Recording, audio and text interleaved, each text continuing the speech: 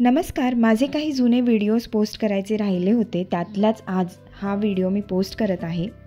Gym कॉर्बेटला गेल्यानंतर त्याचे 2-3 videos मी post केले होते, पण उरलेले व्हिडिओज पोस्ट करण्याचे राहिले होते. तर जिम कॉर्बेटला जर तुम्हाला जायचं असेल आणि जिम कॉर्बेटच्या आतमध्ये जंगलामध्ये कॅम्पिंग करायचं असेल तर तिथे फार वेटिंग असतं. तर तिथलं बुकिंग जे आहे ते आम्हाला मिळालं नव्हतं, त्यामुळे आम्ही जिम कॉर्बेटच्या अलीकडेच बिजराणी जंगल कॅम्पमध्ये 2 दिवस स्टे केलेला होता. त्याचे व्हिडिओज मी पोस्ट केलेले आहे. तुम्ही जर ते पाहिले नसतील तर माझ्या चॅनेलवरती जाऊन नक्की व्हिजिट करा. तर जिम कॉर्बेटला जाण्यासाठी अजून आम्हाला 1 दिवस बाकी होता. तर त्या एका दिवसात आम्ही ठरवलं की जिम कॉर्बेटचं जे म्युझियम आहे ते बघून घ्यायचं. त्याचबरोबर इथले काही जवळपासचे फेमस स्पॉट आहे, जसं की गिरजादेवी मंदिर, हे सुद्धा आम्ही आज पाहणार आहोत. पण आत्ताच्या व्हिडिओमध्ये जिम कॉर्बेटचं म्युझियम कसं आहे हे मी तुमच्याशी शेअर करणार आहे, तर व्हिडिओ शेवटपर्यंत नक्की पहा. बिजराणी जंगल कॅम्पमध्ये राहतानाच आम्ही एक रिक्षा बुक केलेली होती. बाय रिक्षाच आम्ही सगळा प्रवास केला.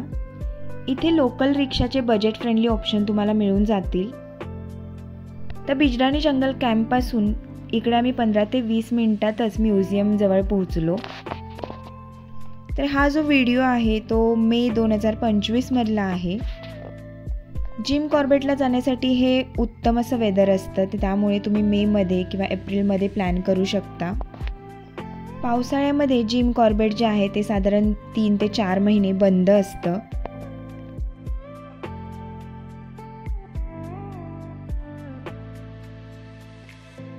म्युझियमच्या गेटमधून आतमध्ये एंट्री केल्यानंतरच राईट साईडला इथे तिकीट काउंटर तुम्हाला दिसेल. म्युझियमसाठीचं तिकीट तुम्ही इथूनच घ्यायचं आहे.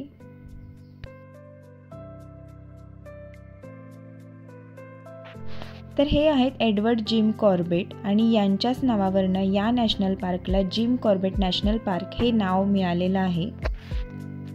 गुगलवरती या संदर्भात सर्व माहिती तुम्हाला मिळून जाईल.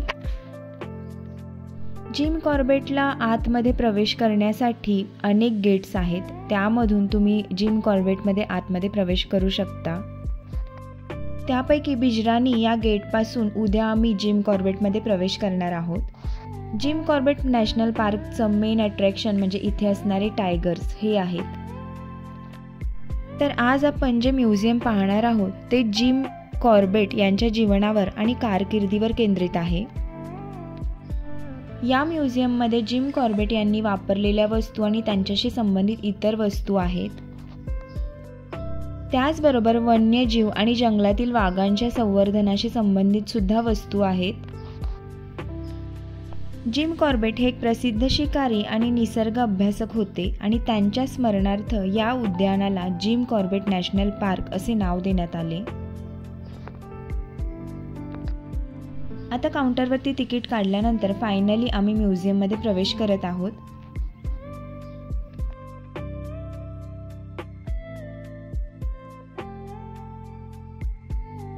या म्युझियममध्ये असणारे प्राणी अगदी रिअल वाटतात. सुरुवातीला एंट्री केल्याच जिम कॉर्बेट यांच्याबद्दल संपूर्ण माहिती इकडे दिलेली आहे. जिम कॉर्बेट यांनी स्वतः शिकार केलेले प्राणी तुम्हाला या ठिकाणी पाहायला मिळतील आणि हे इतके सुंदर मेंटेन केलेले आहे की तुम्हाला पाहताना वाटेल की हे अगदी खरेखुरे आहेत.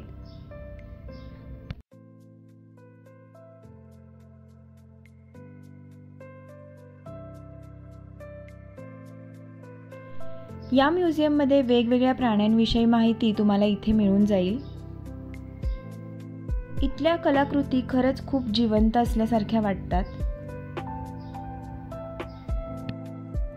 तुमच्याही घरात जर लहान मुलं असतील आणि तुम्ही जर जिम कॉर्बेटचा प्लॅन बनवलेला असेल तर एकदा या म्युझियमला नक्की भेट द्या. लहान मुलांसाठी या म्युझियममध्ये बरीचशी माहिती आणि आवडणाऱ्या गोष्टी आहेत. हे जे बोर्ड आहे त्याच्यावरती जे बटन आहे ते प्रेस केल्यानंतर त्या ॲनिमल्सचा आवाज या बोर्डमधनं येतो.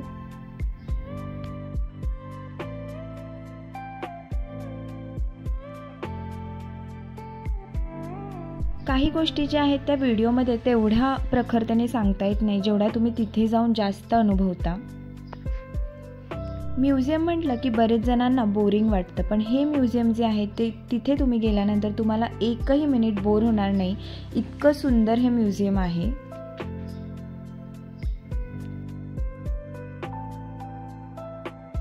इतक्या सुंदर कलाकृती आहेत की प्रत्येक ठिकाणी फोटो काढण्याचा मोह आम्हाला आवरला नाही. बरेचसे फोटो आम्ही या ठिकाणी क्लिक केले. फोटो हा आपल्या सगळ्यांच्याच आयुष्यातला मोठा आठवणीचा भाग आहे आणि प्रत्येक ठिकाणी गेल्यानंतर फोटो हे आम्ही काढतोच. तर असे बरेचसे प्राणी पक्षी यांच्याबद्दल माहिती घेतल्यानंतर इकडे जिम कॉर्बेट यांच्या आयुष्यावर आधारित एक छोटीशी क्लिप आम्हाला दाखवली गेली.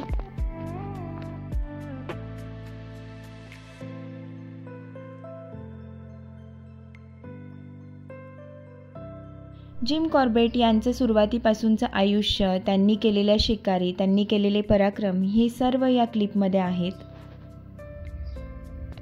व्हिडिओ क्लिप पाहून बाहेर आल्यानंतर जिम कॉर्बेटचा जो आहे तो संपूर्णपणे मॅप त्यांनी इकडे तयार केलेला आहे. जिम कॉर्बेटला आतमध्ये जाण्यासाठी एंट्री कुठून कुठून आहे, तिथे कुठे राहण्याच्या आतमध्ये सोयी आहेत, हे सर्व या मॅपमध्ये दाखवलेलं आहे.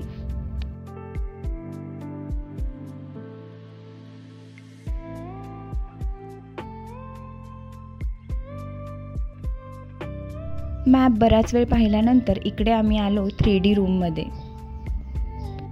इकडे आल्यानंतर खरोखरच असं वाटतं की सर्व ॲनिमल्स जे आहेत ते आपल्या समोरच आहे.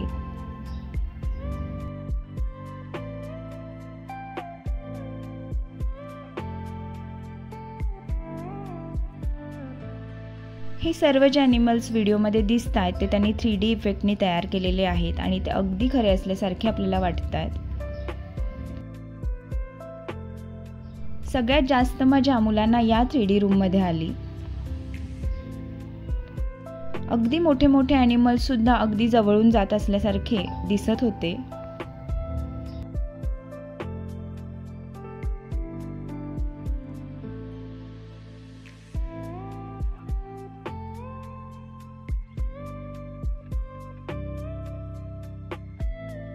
तर असं आहे हे जिम कॉर्बेट यांचं म्युझियम.